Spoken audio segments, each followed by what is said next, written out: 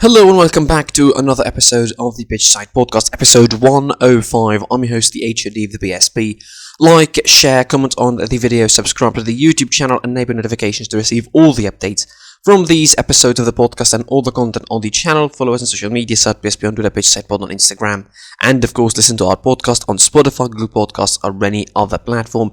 This is going to be the last episode I'm going to be doing during the international break. I don't know if I'm going to be uploading on the channel during the rest of it, depending on what happens, of course. But I'm going to be returning to normal scheduling once the normal season resumes after the international break. Fear not, and always support us on the way to our first K. Let's start from England, actually. I'm going to kick things off talking about the FA Cup. The second pair of quarterfinals have been played yesterday and has been set, and we now know who is going to be in the FA Cup semi-final. And the draw has been made also yesterday. It was made between halves, which was a weird decision for some reason. I don't know why they would make the draw between the two, between the two halves and between half-time. But for some reason they did that, and we now know who's going to be meeting in the semi-final. It's going to be Chelsea versus Manchester City in a clash of heavyweight after Chelsea finished off Sheffield United 2-0. It wasn't the greatest of games really for Chelsea and for Thomas Tuchel, but we definitely take the fact that they qualified to the semi-final. Another clean sheet, the 12th in 14 matches now for Tommy Tuchel. It's incredible, really, strengthening the defence and strengthening the whole organism, I think, for Chelsea in a big way. The work in the midfield is superb. The way they set up themselves in defence is great. Of course, the goals coming in from Hakim Ziyech scoring the second goal, adding to Oliver Norwood's own goal in the beginning of the game. I mean, Sheffield had a couple of opportunities really in the first half, but more in the second half. I thought the game wasn't exactly that comfortable, and the goal from Hakim Ziyech was pretty much a nerve settler in the 92nd minute, a really late winner to go and send Chelsea through to the semi-final to face Manchester City. And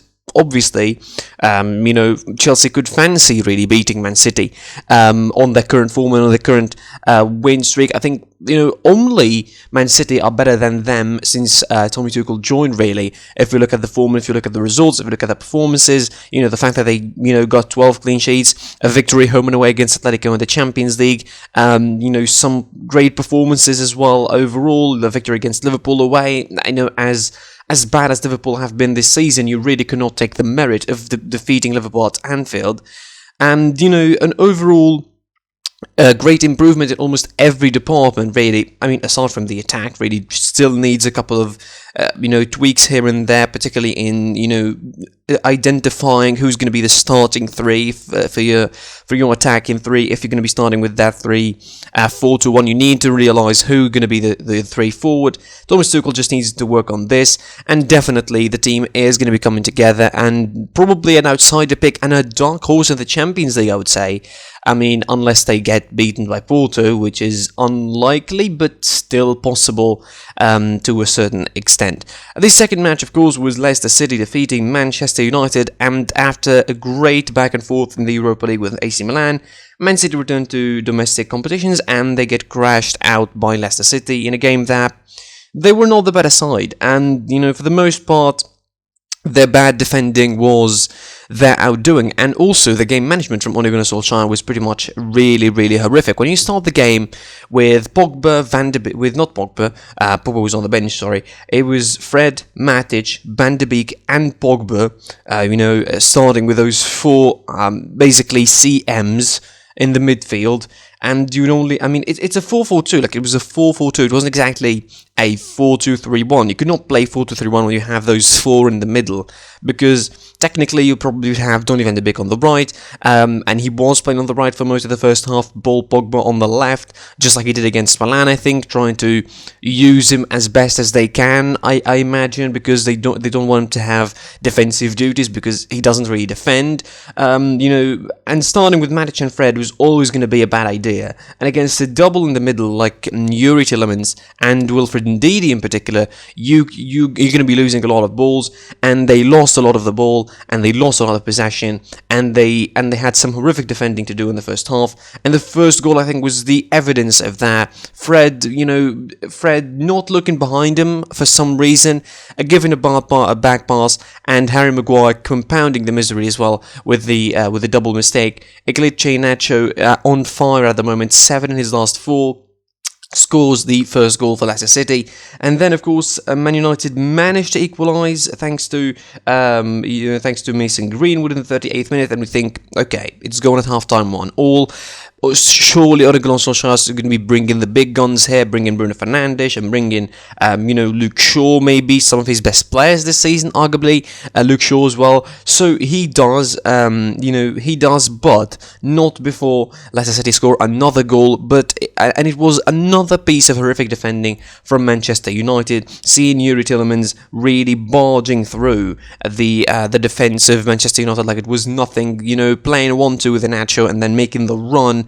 Completely unpressed, I would say, and as I mentioned, Scott McTominay and Nemanja Matic and Fred are not exactly the best pairing of the midfield you could get. And then, of course, a quadruple change. It was panic mode. If you didn't get it's a panic mode for Man United, it was because 4 changes took place. After that second goal for Leicester, Bruno Fernandes, McTominay, Luke Shaw and Edinson Cavani were all introduced, but it didn't add a lot of things into the Man United squad. It didn't really create a lot. They didn't bother Kasper Schmeichel a lot. I mean, the only real opportunity where they could have scored is a Bruno Fernandes free kick, and after that, it was Iheanacho adding the third goal from a set piece. Bad piece of defending, number 3 for Manchester United.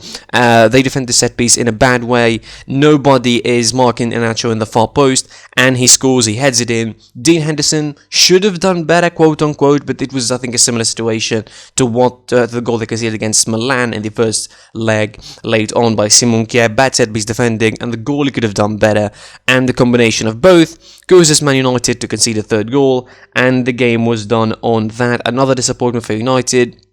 Obviously, the excuses could be there that they were tired, and obviously they played 2 grilling games against Milan in the Europa League, so they have to focus on that. I mean, it's all on the Europa League now, or nothing really for Manchester United if they want a trophy. But Ole Gunnar Solskjaer was adamant that the trophies are not exactly the sign of progress, so we'll see how he's going to be doing progress without trophies. Like, I don't know. This is his 3rd season, by the way. If we keep forgetting, this is his 3rd season with United. That's somewhat crazy to think about, considering where he has been. But I think, he's going to be putting all the baskets in the Europa League. A pretty easy draw compared to others, maybe. Getting him against Granada in the quarterfinal. We'll see how things are going to be going for him. Of course, as I mentioned, Leicester City face Southampton in the semi-final, who defeated Bournemouth on Saturday, and is going to be Chelsea versus Man City in a brilliant blockbuster semi-final of the FA Cup. From the FA Cup and from the Midlands, we take a trip all the way to the North London, where both North London sides, Tottenham and Arsenal, were in action in the Premier League yesterday. Arsenal were in action against West Ham in a London derby, and it was a tale of the two halves, really. For the Gunners, I think it was absolutely exciting if you're a neutral, but definitely if you're an Arsenal fan, I don't really recommend it, for you. 3 goals in the space of half an hour for West Ham, pretty much in a space of quarter of an hour, really. For West Ham, it was a terrific start from them and a terrible start from Arsenal on the back foot. The pairing of Schalke and, Thomas Partey in the middle, it doesn't work. It doesn't really work, that's it. It doesn't really work like that. Because, it's almost counterproductive.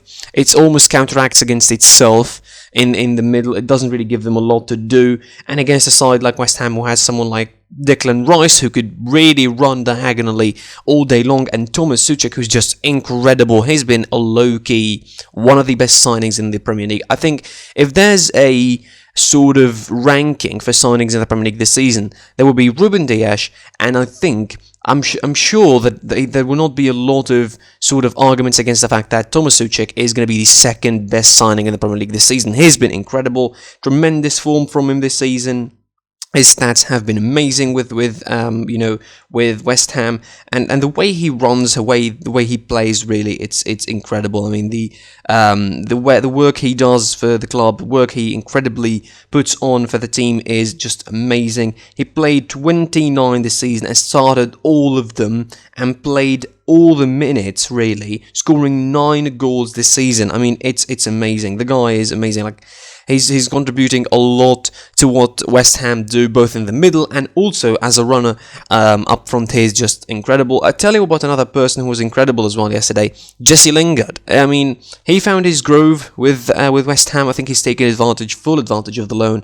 He's been given the opportunity, has been thrown at his hands, and he's taken it. He's clutching to it, and he's doing amazing with West Ham, scoring a brilliant goal. The technique was amazing, really, and I think for all the trolling that he was getting when he was at United, I reckon he's going to be doing pretty fine at West Ham, and probably will deserve the return to Manchester United when the loan is ending. I mean, maybe even not. Like, maybe he will stay at West Ham. Maybe he'll find a second career at West Ham, like try to rejuvenate himself. And obviously, everybody's looking at the Euro squad for Gareth Southgate. Maybe he will improve himself so much that Gareth Southgate is going to be forced to get him back to that squad once again, just like he did. And he called him for the next couple of internationals. Jared Bowen scored the second goal in between, the 2 goals of Jesse Lingard and Thomas Souček to make it 3-0 for West Ham inside 32 minutes. And it looked all set and done, really. But somehow Arsenal came back, found the goal from it was from Craig Dawson, of Thomas Souček, in fact, against his own net to make it 3-1 for West Ham and give Arsenal a lifeline before the end of half-time, of course. If it ended 3-0, it would have been a completely different story, but it didn't, and it was 3-1 at half-time. And then Craig Dawson compounded the misery, a second goal against his own net, 2 own goals for West Ham, to give Arsenal the complete and the perfect way to make the return and make the comeback. But it wasn't easy, exactly. It was a big struggle. They had to employ the big guns. They had to really take on some of the best guys they have. They put on Emil Smith-Rowe, Nicolas Pepe, and Gabriel Martinelli for Pierre-Emerick Aubameyang, who is not doing well this season. He's completely out of his focus. The event, I think, against Tottenham in the North London derby showed it when he was benched. He wasn't introduced. He was pretty much iced by Mikel Arteta because he arrived late to the game. Alexander Lacazette scored the 3rd goal, deservedly, I think, for a great game that he's having. 3rd goal for him. He scores, the equaliser for Arsenal and saves them an important point, I would say. In the general consensus, general look of things, really, it saved an important point that might help them on the way to improving their season. I think in the Premier League, but definitely, just like United before them, I think they have all the eggs in the Europa League basket because they need to win that. I think if they want to get anywhere near the Champions League or anywhere near European competition next season, because they're out of every local competition. Tottenham, another side who are ousted of every competition unless it is the Carabao Cup. They defeated Aston Villa 2-0 away from home.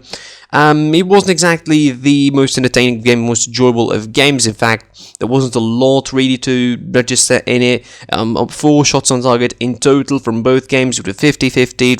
It was tight. It was played to, the effort was played to a minimum, really. But Tottenham managed to capitalise on a couple of occasions where they caught Aston Villa high. The first one to score the goal from Carlos Vinicius. At the moment where Aston Villa pushed high and looking for a first goal, Carlos Vinicius took advantage and scored the goal for him. I think the first goal he scores in the Premier League, if I'm correct, really.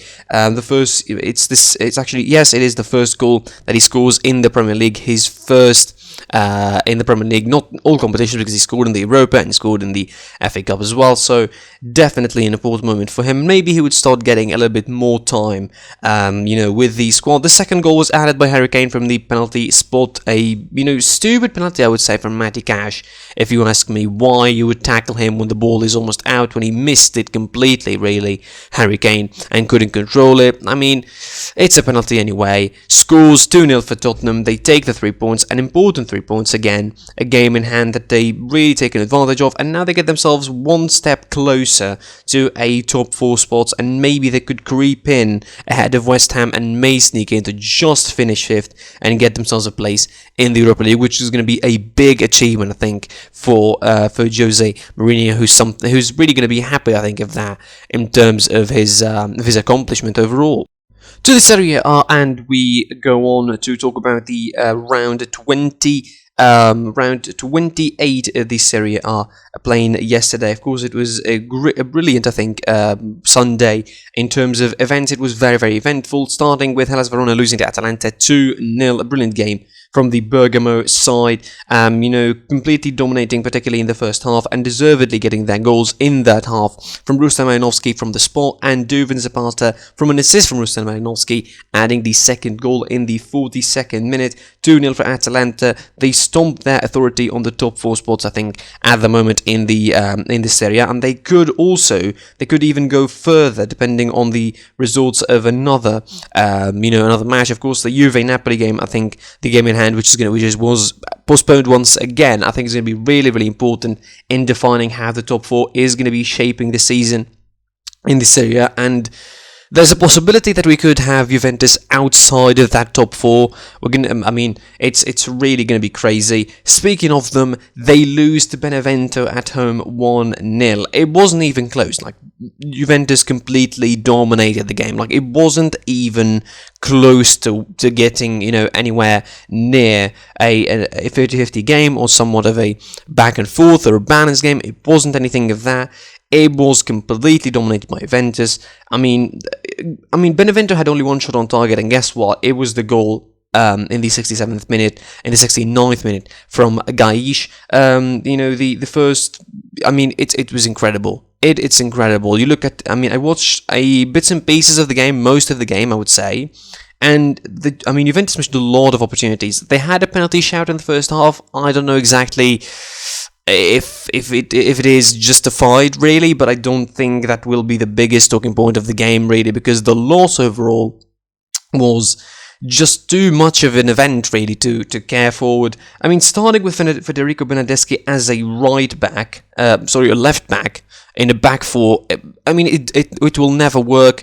And, the goal, I think, was a disastrous piece of defending as well from Juventus. Arthur with an errant back pass, not exactly looking where to pass it, or maybe I think Danilo, who was about to receive the pass, wasn't exactly aware of the attacker in front of him. I don't know why. He miscontrols it, and Gaish takes one step, and a brilliant finish, by the way. I really recommend him. That guy, it took me by surprise, really, because definitely another player would try and take an extra touch, maybe try to curl it bend it in the top corner, but he straight off the bat takes one touch and then puts it in the near corner. In fact, just swings the ball into the net. 1-0 for Benevento, and the Filippo Inzaghi side defend so well after that. The goalkeeper has to make some incredible saves against some opportunities with Cristiano Ronaldo, a couple of free kicks here and there, and opportunities for Juventus to equalise, but definitely that was the kind of game that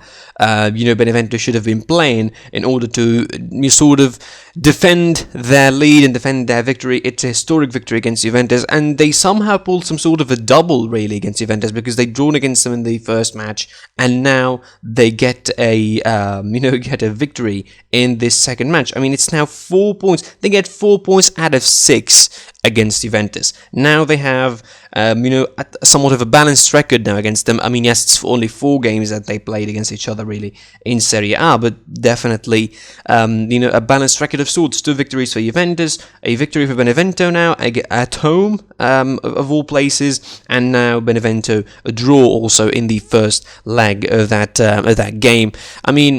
This is going to be a bad season for Juventus, and it could get even worse, because they could lose the Coppa Italia final against Atalanta and end up without any trophies aside from the Super Cup.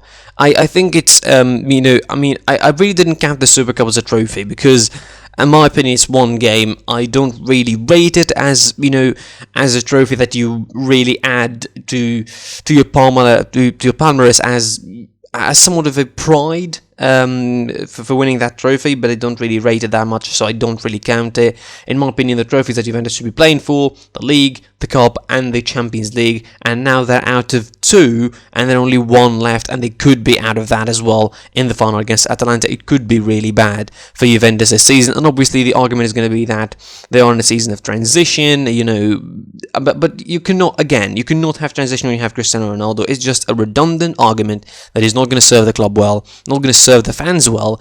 I mean, the big reason is the fact that you have an unexperienced manager, and it's not like an experienced manager in managing the big teams. It's literally the first job for Andrea Pirlo. It's literally the first coaching job that Andrea Pirlo has to take, and it is Juventus. It's from 0 to 60 miles per hour in like no time for Andrea Pirlo. And he was supposed to take the under-23. He should have taken the under-23 really and start with those before, getting to the big team, and that would help him on different and multiple facets, because that was going to help them nurture talent, take that talent to the first team, and try and start some new generation of Juventus from there, really relying on those players, plus a couple of recruitments that the team should have been making and to improve in their lines. So this is not going to be the argument of a transitional season, because I don't believe that, I don't buy that. It's going to be a hard sell for Juventus on how to try and make a transitional season when you have Cristiano Ronaldo, the highest paid player in the world at the moment, and you have somewhat of a incredible squad as well around him. Like, you have players around him that could be a Champions League worthy winners, but for some reason you call this a transitional season. I mean, the Juventus fans are buying it just because Pirlo is a legend of the club, maybe, but I don't think that they will be patient. Andrea Agnelli, I think, is going to be patient with him, but definitely not too much.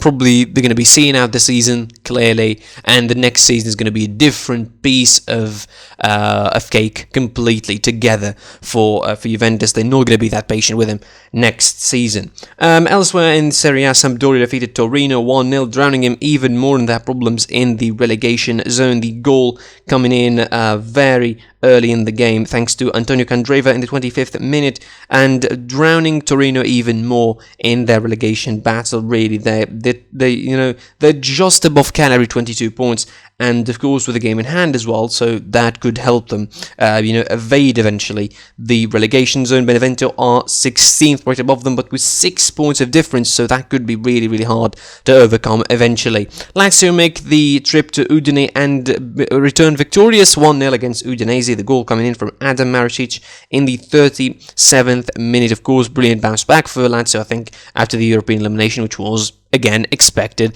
against Bayern on both legs losing. There they could creep in as well into the top 6, maybe get themselves a late European spot, 6th spot from Roma, snatching them from their capital rivals, and that could help them really on the way. Fiorentina hosted Milan in Florence, and it was a pretty entertaining game. It was a great game of football, really, this one. Milan, there was 2 comebacks had won in this game. Fiorentina started strong, but Milan managed to score first in the 11th minute, in the 9th minute, thanks to Zlatan Ibrahimovic. 17 minutes in, Eric Pulgar equalised with a beautiful free kick from outside, the box. A free kick that Donnarumma couldn't do anything but just, try and reach, but he couldn't. 1-1 for Fiorentina. Then the second half starts, and Frank Ribéry at 38 years of age. Talk about Ibrahimovic 39. How about Ribéry at 38 years of age doing what he does? He starts and he scores the second goal for Fiorentina from an assist from Dusan Vlahovic. Brahim Diaz equalised quickly in 57th minute, and then we had a back and forth for the rest of the game. It was brilliant. Hakan Çalhanoğlu in the 72nd minute managed to make it 3-2 for Milan. This is an important victory. Another team that bounces back after European exit in the Europa League against Manchester United, and they now have 6 points behind Inter Milan. But of course, because Inter didn't play against Sassuolo this weekend, it wouldn't be really it would be really a big deal for them, but hope is still there. Maybe Inter would drop points eventually, and we'll see a late collapse for them, which is unlikely. I still believe they're going to be winning the title anyway, but they might be. There might be hope at the end of the tunnel anyway. But they played great overall in that game against Fiorentina, entertaining game overall, and deservedly winners. Another great game, another great winners deservedly as well, are Napoli, defeating Roma 2-0 late on in the night, and in a game where they didn't start the best of the ways, but once they get the first goal by Dries Mertens from a beautiful free kick as well, another free kick this week in the Serie A, and they score, they open the scoring 1-0 for Napoli, they lead the game, and once they lead the game, they're too comfortable to really relinquish the league. They score the second goal, straight afterwards as well from Dries Mertens, bad piece of defending from Roma, and the spaces behind Roger Ibanez, who hasn't been at his best this season at Roma. He hasn't been a good addition for them in defense. They score the second goal, and they completely control the second half, and completely control the second half, as Roma started to bounce back, started to hit them, started to attack them, looking for the equaliser, looking to return it to the game. But Napoli held on really well, defended really well, and they got the 3 points, as I mentioned, getting closer to a top 4 spot in the Serie A, and they could really sneak in behind Atalanta. They play some good football, scintillating football at the moment, and they are on a very, very mean run at the moment. Before we round up our episode in La Liga, of course, let's go to Germany quickly, and we're going to talk about the Bundesliga. 3 games took place yesterday in the Bundesliga. Hoffenheim lost to Mainz 2-1. Hertha Berlin defeated Bayer Leverkusen 3-0. In another bad result for Peter Bosch's side this season, and a collapse that sees them out of the top 4 and even out of the top 6 really of the Bundesliga this season. And Freiburg defeating Augsburg 2-0. Going on to the Liga now, and it was all about Atletico Madrid and Barcelona yesterday, playing but not before a couple of matches. Getafe drawn against Elche 1, all Valencia defeating Granada 2-1, and Villarreal defeating Cadiz with the same result 2-1 as well. Then we have Atletico Madrid versus Deportivo Alaves, and this was another uncomfortable game for the Atletico Madrid fans, despite the fact that Atletico had more possession.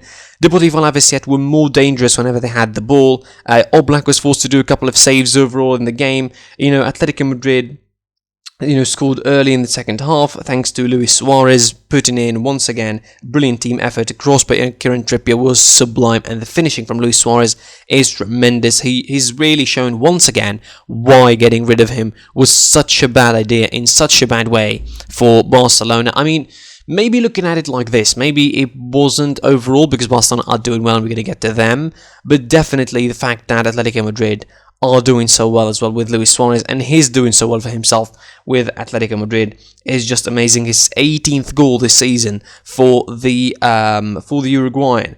After that, I think they sort of tried the normal method of just sitting on the 1-0 lead, and that almost was costly as Alaves got a penalty late on in the game in the 86th minute. Joselu missed it, or should I say, Jan Oblak saved it, and saved important 3 points for